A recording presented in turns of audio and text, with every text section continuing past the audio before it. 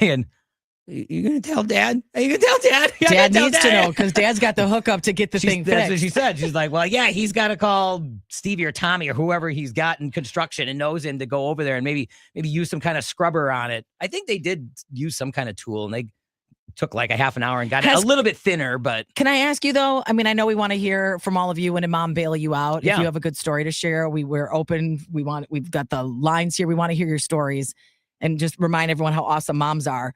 What has karma been, though? I know you moved out of your house now and you're renting for a year, but have you had karma yet? Has your karma hit? Has someone done something that you feel like, all right, this is my payback for what I did to the Prebbles house all those years ago, making tar marks with my bicycle in their driveway? I mean, at the house we just sold, I mean, we had Laura next door before Mike, and Laura was a single woman with a dog, and my kids decided to throw mud balls at the side of her house when we had that thaw, like in spring, like March. These Hess kids, man, they want to destroy everybody's house. They had a couple sticks and they were scooping it in the grass part where it was muddy and just flinging it, flinging it. I looked out there. I thought they were throwing like rocks and there were holes in the house. That's how many there were. I'm like, what did you do?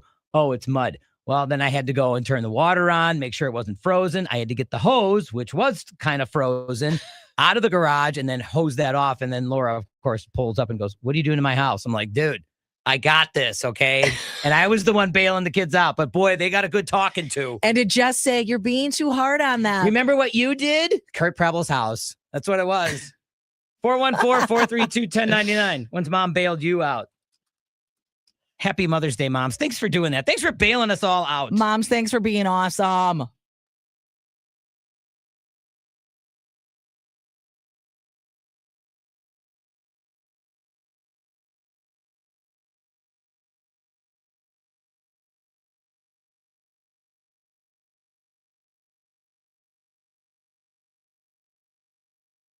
And stuff. And I was like, oh, yeah, you. You're not going to answer the door? Watch this. Why did I think that was something good? Oh, my gosh. Dumb.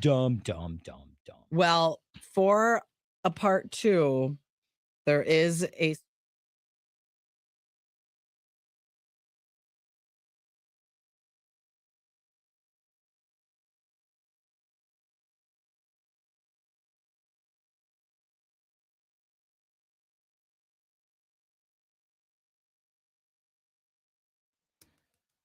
Yeah, if you want to use yours, let's do it because we need to be tighter here anyway. So do yours. Okay. That's good. That's awesome. Oh. Mom's doing the... Oh, that's a good one. That's even better than... We got another...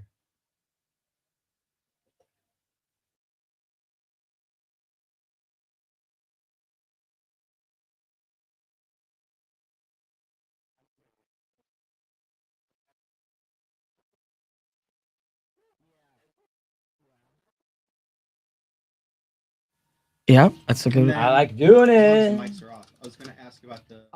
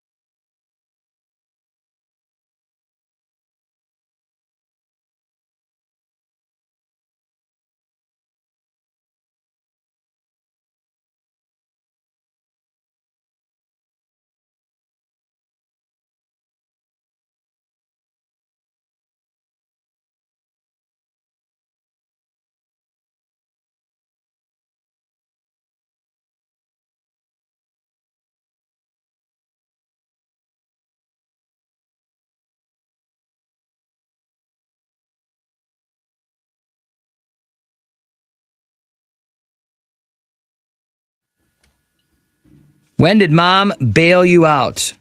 You got Elizabeth and Radar.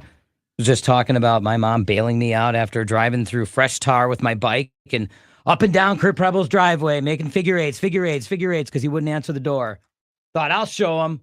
Well, yeah, I showed myself to being grounded. My mother comes running down the street. I'm going to help you clean this. Okay. It's probably still there to this day. Oh, no, I think it probably faded by now, but God still. bless your mom for doing that. She tried with soap and water. I was mentioning earlier that my mom was pretty tough. Like if we messed up, we messed up and we had to own it. And there wasn't much like covering for us. So mom didn't necessarily bail us out, but there is a story where my mom had my back during a time where I needed her to, and she's always showed up and been there for us when we've needed her. But this was for my wedding. It was my first wedding, and I had bought a wedding dress off of the rack at a local bridal store. Okay. Because the display dress fit me. It was a lot cheaper. I didn't have a lot of money. I was paying for most of this wedding. And so they took the dress, sent it to the dry cleaners. You go back to try it back on, and we start doing alterations.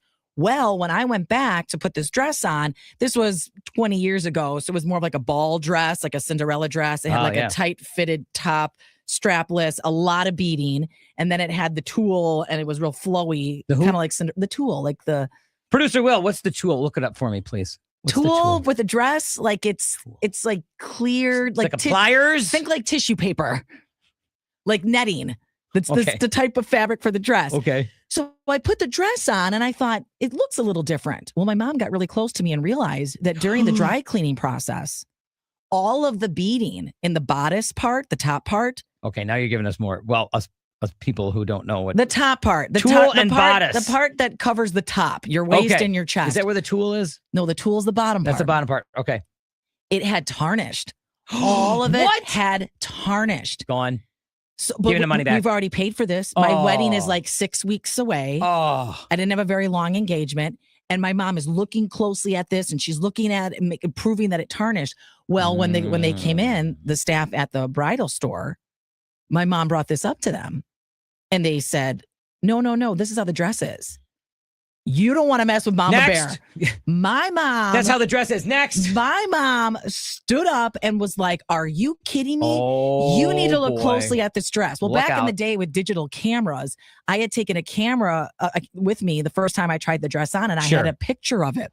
My mom grabs the camera, goes back to look at the picture, zooms in and says, you can't tell me this is the exact same dress. I'm standing there silent. I feel it. I feel Ellen's wrath right here. So the manager had to come in. My mom's standing there pointing her finger saying, my daughter's wedding is in 6 weeks. She trusted you to dry clean this dress. I mean, I'm like 24 years old. You're sitting there going, handle it, mama. Yeah, you go. You go, mommy. You know what ended up happening? She threw a big enough fit about it. And she was right to do so. Yeah. She threw a big enough fit. I was able at that point to pick out any dress in the store and ended up getting a dress that I would have never been able to have afforded. All because my mom made a big deal out of this. But here's what I can tell you. I was like a mouse. I was just silently looking through dresses. I said, Mom, I think I can try this one on. We're going to try this one on and we're going to take this one.